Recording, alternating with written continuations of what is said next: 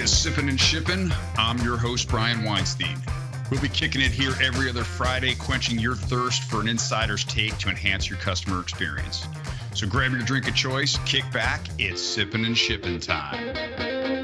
All right, welcome everybody to another episode of Sippin' and Shippin'. I am your host, Brian Weinstein. Caitlin Postal here with me today. And I am your co-host, Caitlin Postal. Brian, how are you today? Very good. I had no corny intro for you this week. I know. That's why I figured I'd just jump right in like the co-host that I am. Go get it. Exactly right. And we have our guest today. I guess I can call you a serial. Can I call you a serial entrepreneur, Aaron? Would that be fair? You can, as long as nobody assumes I founded Loop, because I'm about 5 or 7 years too late for that. Okay, fair enough. For that, I would say that's appropriate. All right, Aaron Schwartz from Loop. You are president of Loop Returns, and really happy to have you on the program this week. Yeah, thanks for having me. I appreciate this. I was hoping I would get a cornier intro, unlike Caitlin, but nothing. No, she kind of looks at me like I'm rolling out dad jokes every time I say it, so I figured I'd surprise her this time. I love it. Awesome. So, Aaron, can you give us the listeners a little bit of background on yourself and a little bit maybe about Loop as well? Yeah, sure. So very quickly on myself, I think probably the relevant background, professional career, consulting, MBA, and then I started 3 different companies. One I'd say was pretty bad. It was a sustainability business and really big ideas, but we didn't execute well. The second one is what brought me into commerce, a consumer brand called Modify Watches.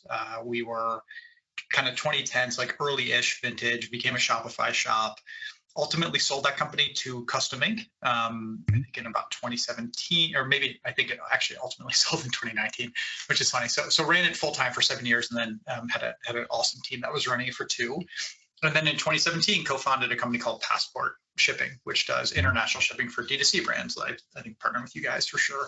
Bombas, BarkBox, Native, bunch of really great brands there. And then I've kind of had a little winding journey in the last couple of years. I spent a bunch of time as an advisor and investor in companies, really small investor from a check size, but pretty active advisor, primarily in the commerce infrastructure space, a couple ed tech, couple just hey, I love talking to early stage founders, and anybody who wants to spend an hour, if I can help them save 10 hours of work, I try to make those hours as often as I can. And then one of those advisees became Loop. And after a handful of months and Loop raised a Series B, I had the opportunity to jump in, and super high level. I've kind of touched a lot of the company. For a short time ran sales and then marketing and then partnerships. And then we got actual really good functional leaders doing sales, marketing, and partnerships. Mm-hmm. And now I'm spending a lot of time on the product side and on the logistics side as well. So that's it on me, and I can jump right in on Loop if that would be useful. Yeah, absolutely. Maybe more relevant and more interesting for listeners. I am from Cleveland, Ohio, by the way. That is the number one thing that I should say about myself, which is a big deal.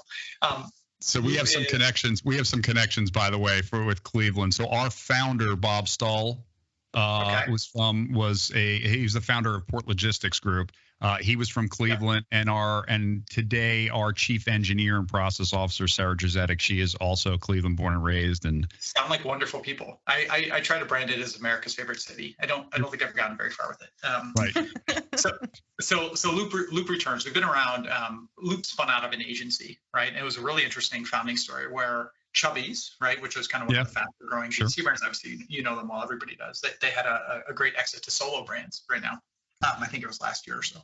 So Chubbies had this issue with, they had a lot of customer love, but then they would have returns and people would want to find something else, and it would take 3 or 4 customer service tickets to get the exchange. And they weren't necessarily creating a lot of value by having the personal touch, right? A lot of times you do want to have that personal touch to dig in with the customer. And so they came to Loop and said, hey, we want to remove the customer, or they came to an agency that our founders were running, right? And said, hey, we want to remove these customer service tickets. Help us automate this process. And then it was, oh, wow, look, if we actually look at the numbers, getting somebody to convert from a return into an exchange creates an extraordinary lifetime value. There's you've paid, let's just use $100, right? And a $30 acquisition cost. We paid $30 to acquire this customer. They spent $100. Now Caitlin's asking for the return, right? Or Brian's asking for the return. Right. I've already spent that $30. What can I do to get him or her to stick around as a customer? And the benefits of that are manyfold, but very clearly, you get to keep the $100 instead of returning it to the customer. You don't have to go pay $30 more to acquire the next customer to consume that same original item. And you start the lifetime value calculator. So Brian becomes a referrer, Caitlin becomes a repeat purchaser, et cetera. Right. So that was the founding story. And like, if you think about where we fit in the ecosystem, there are some really good companies that do returns, right? There are some like really heavy duty logistics companies like a Happy Returns, or there's like a Returnly who's a fintech company, or there's Narvar who's a tracking company who's added a returns product. And obviously there are some like really good up and comers as well. Where Loop fits is we are more of a product shop. Like, we spun out of like a brand's vision. We have always like been led by our brands. Hey, we're trying to do this. We want this. This is a pain that our customers are feeling, or on the operations side, this is the pain that we're feeling. And so, at this stage in the business where, Chubby's, Allbirds, Cotopaxi were our first 3 clients 6-7 years ago, they're all still customers with us. Yep. We got, I think, about 1,200 more and growing very, very swiftly. We're about 150 humans based out of Columbus, Ohio, raised a Series B from a great fund called CRV, but Shopify itself is an investor. And we are 100% focused on the Shopify ecosystem. Let me pause there, and then I can go into like kind of the product side and the impact. Yeah, no, and I think it's interesting, and I've had this conversation with people before, and I've been around the e-commerce, especially on the fulfillment side, for a long time, and I remember that there was a period of time where returns were, let's make it as difficult for customers to make a return as possible, to discourage returns. But the reality is, and I think this is to your point, it's about building that brand trust, right? Yeah, I think brand affinity, and like you can look at we could have a 0 return policy. We would just have a $40 restocking fee on a $40 product, right? Nobody would return, and you would also be killing your upfront conversion rate. Yeah. And so you can look at your customers who return, and the default response is, "Oh, that's not good. She's returning." If you like actually dig in on the numbers and you look at the kind of your whole cohort of customers, what you'll find is the people who return a lot might be some of your most profitable customers, because they're the people, right? I'm separating from policy abuse, and that's a small bucket that is very painful, and I don't want to dismiss it. But I think what you'll end up finding is the customers who are returning a lot are the customers who are really exploring your catalog, who are talking about you, who really want to try that new product, and then they want it to fit perfectly because they want to go talk about it. And I think the reframe that has happened very clearly, at least for like the top performing brands, is moving returns from a cost center to a very clear part of like the profit story, to a very clear part of the growth story and the brand affinity and the customer affinity side. Yeah, and there's the element of being of ease of use. Obviously, the customers have to love your product, but then there's the ease of use that comes along with going to your website, placing that order, getting in the product, and I even think more so than the whole unboxing thing is just that. Okay, I got the product. Did I get it in timely? And then, you know what? I didn't like this, or I didn't like the way it fit, or I ordered 2 because I've never ordered this product before. And it's just so simple for me to return that product. That to me is that wow experience is, more so than like an unboxing. Yeah, I think customers know that up front. So very clearly stated return policy will increase your conversion rate. A no fee return policy. And again, this isn't right or wrong. Every brand should like tinker and play and create the right, like the quote unquote right experience for them. I don't think there's a default correct experience. Yep. But you can definitely increase your conversion rate by itself. And if we think about returns as the same thing as forward commerce, like fewer clicks, more self-service, can I get what I want when I want it through the channel I want it, is extraordinarily powerful. Yep, for sure. Yeah. Brian, I think sorry, Caitlin, go ahead. No, Aaron, please go ahead. After you, please. Yeah, so you mentioned churn, customer churn. What are some strategies that folks are taking, that merchants are taking to avoid that churn, besides just like the frictionless experience, right? Yeah, I love it. So the piece that I was going to kind of like try to dovetail in, and I was going to do a bad job, is it was kind of thinking along this line. So I'm glad you asked that question. Let's just get there, right? Yeah, I would think about kind of maybe different stages of a return experience, right? So we think about it from the journey of a consumer, right? The first thing is, can I do it on my phone at 2 a.m. without talking to anybody, right? I don't want this product. Can I just get rid of it? Or I want to exchange this product, and I know I got a small and I really love it, but I want a medium, or I want to switch to blue for the green, right? So that's kind of step one. I think that's table stakes. At this point, like, it doesn't matter who innovated and moved it forward. Everybody's kind of doing it. And you can probably go get a cheap, like cheap. I don't mean that in a pejorative way, but like an inexpensive product that like gives you that value. It saves your CX team time. Fine. The next step is, are you learning from that, right? So do you get return reasons? Why are people returning that? And then do you pull the insights out of that to help change your merchandising or to help change maybe even all the way down to your production, right? Because like, okay, this line is always running smaller. This line always has issues. Like there is a way to get those insights out of there. But so kind of like day one to me is automation.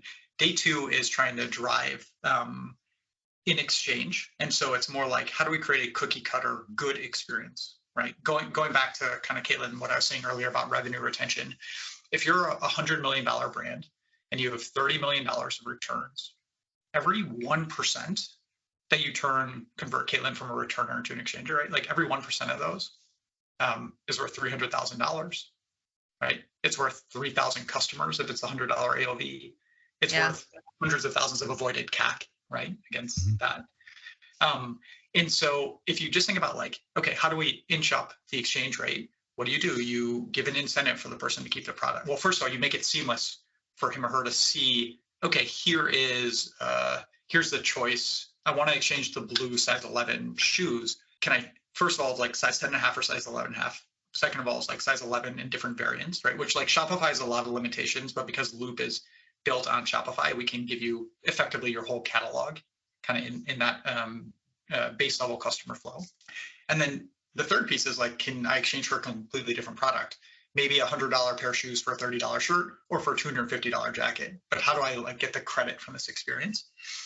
And I think that's where the industry is going. And then I think there are a couple of things that we add on top that hopefully help and like tell a different story. Like we see with our, in particular, like the merchants who are willing to invest the time and engage with it is, you know, we have a product called kind of workflows or custom rules. And it's really like a very grandiose nested if this then that statement. And so it's like, if Caitlin is a multi-time customer who has bought $300 or more worth, give Caitlin the experience of an extended return window or more bonus credit or something like that. And where we are driving, and I assume the industry will follow, and it should follow, is creating more bespoke experiences. And bespoke, not necessarily down to one, but like more group level experiences. The first time buyer, the person who buys this product has a different window. The person who has this, the return gets routed to a different location. So it's both like the digital experience for you, and then it's also the operational experience. Where do our returns get sent? Right? Like you might want the returns of one product to one facility, returns of another product to another, the cheapest return option, ... And like, I think that's where you can kind of see this keep laddering up. Yeah, absolutely. So it sounds like data plus choices plus automation. You know, the consumer wants it to work out, right? And you want it to work out for them. Yeah, I think ultimately, like we talk about the brands that get the best success out of Loop. It's not like you turn us on and on day one you're having the optimal performance. It will be better. It's on day 180 you should be much better than day one. On day 360 you should be marginally better, because we think about it like both the product and creating this like really expansive. Again, we're a product shop, so we have a lot of like tools that you can work with to drive the experience you want. But ultimately, how do you make those choices? Going back to there isn't a quote unquote right choice. It actually means the partnership with our merchant success team and like tinkering and saying, cool, let's do this experiment. Or what if we extend a return window? Or hey, we don't use a loyalty program, so we don't know who our VIP customers are. Maybe we should define them by their behavior, like 6 purchases or more, whatever. Like I think that the tinkering and the like, I feel like tinkering makes it sound small, but really like you're like it's ongoing optimization is probably the right way to think about it. And like that's just so different from how people think about returns today. Right. I mean, it's a continuous improvement model, essentially, right, for the experience. That's a much better way to say it. Yes. Yeah. And just out of curiosity, are you measuring the percentage of returns versus, I shouldn't say versus, but the returns versus exchanges? Yeah, so we do. And this is one of those where like I can give you stats and your mileage may vary, right? Going back to like, what is your return policy? So if you have a higher fee or you have a shorter window, that will change even if you have the exact same product and the exact same price point as another company, right? So what we'll see is it depends by verticals, right? The verticals that feel the most pain would be, let's call it apparel, footwear, intimates, right? Things that have a high exchange rate. We have some in the 20s, some in the 60s. I think our average is 38%, 40% in that ballpark, right? And so what that means is for every 100 orders, we're able, or let's actually change it from orders to dollars. For every $100 in returns, in that example, if you're like in the middle, you'll get $38 into exchanges.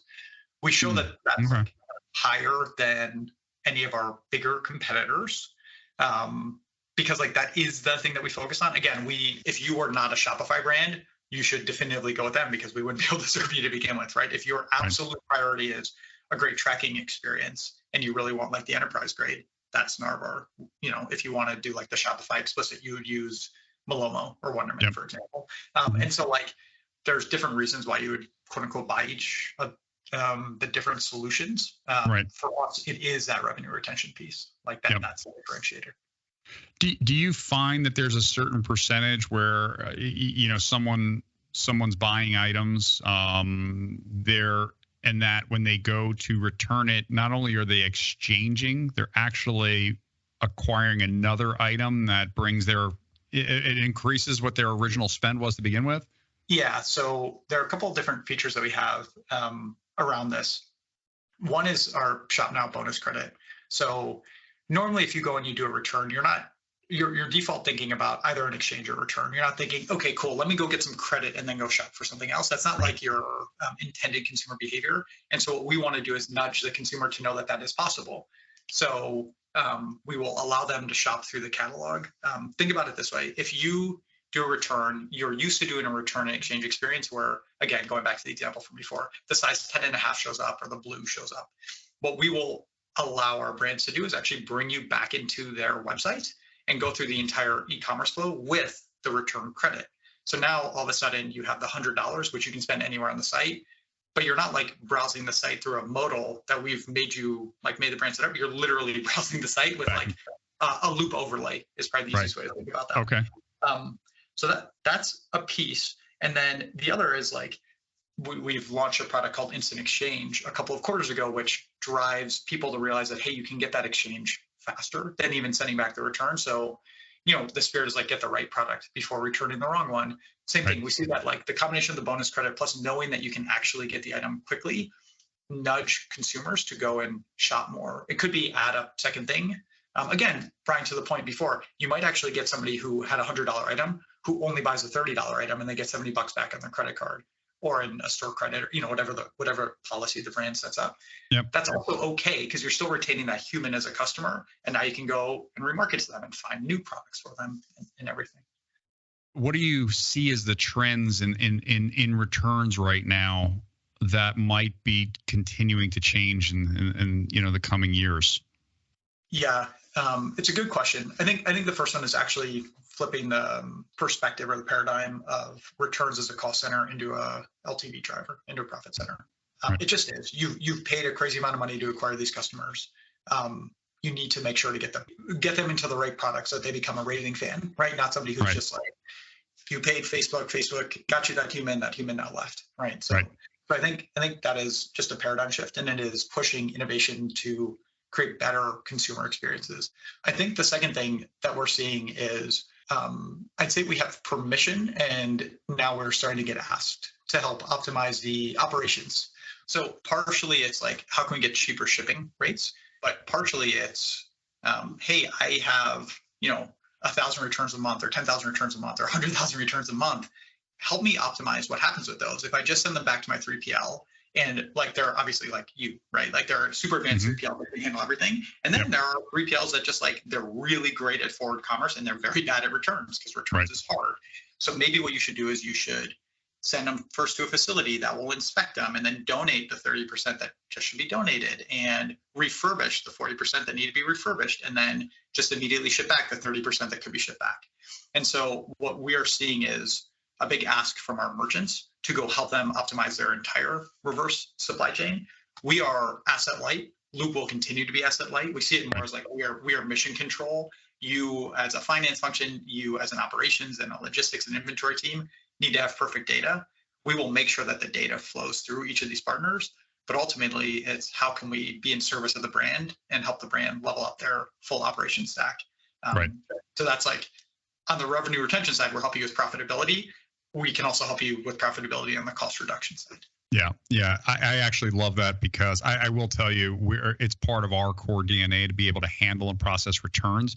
But it's really in large part because of our background of apparel. We did a lot of fashion and we did a lot of value-added services. So we were kind of in that game before it was returns for e-commerce. So I can understand why other 3PLs might struggle with it and why having functionality like being able to say, hey, look, I'm going to divert this here or there, depending, for a little extra assistance.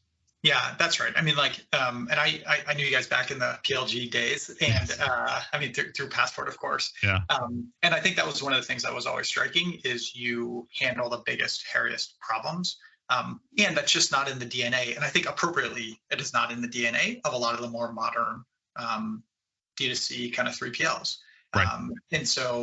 And also every brand has a different need. And even if a 3PL is exceptional at it, you may still have a very discrete need because of the way that you need to refurbish your linen something. Sometimes there is another place. And so we see it as our job just to enable them, again, to get the experience that they want, not for us to kind of mandate which way things should go. Yeah, absolutely.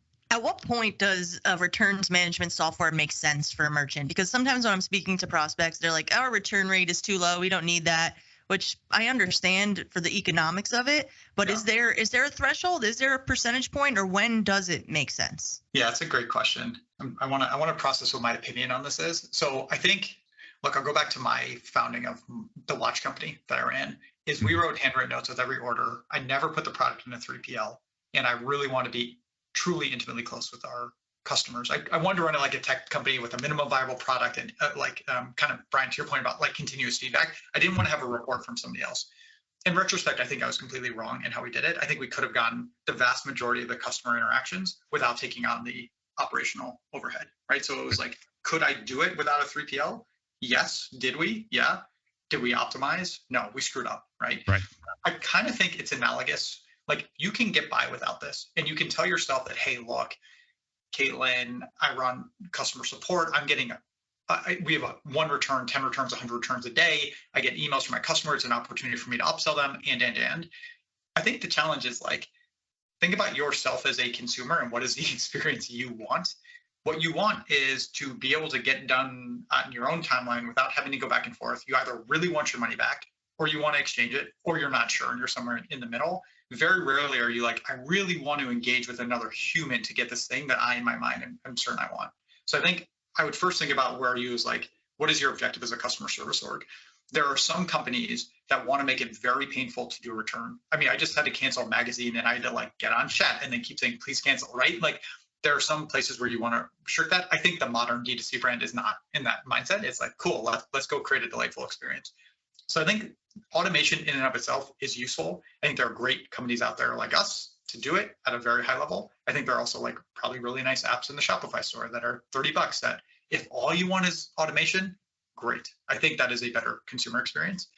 I do think there's that next level of, are you able to afford a piece of software that is going to pay off in 30, 60, 90, and in a very big way in 360 days or not? If you're at a point where you're going to sweat the $50 for XYZ software, whether it's returns or anything else, be cautious because you don't, as a founder, right, or as an entrepreneur, you don't want that stress. I think when you get beyond you're truly living day to day, I think returns, I mean, maybe a different way to think about it is returns is 30% of your total business. It's a very high percent of your cost if you think about return shipping and everything.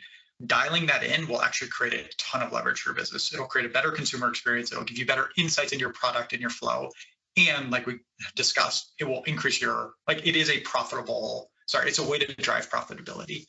Sure. Yeah. So that was a very wishy-washy answer. No, but I think it makes a lot of sense. Yeah. If you're at 1,000 returns a year, I think it's a good place to be okay, are we trying to build a big business? If we are, we should probably start optimizing any and all of our processes and keep moving up.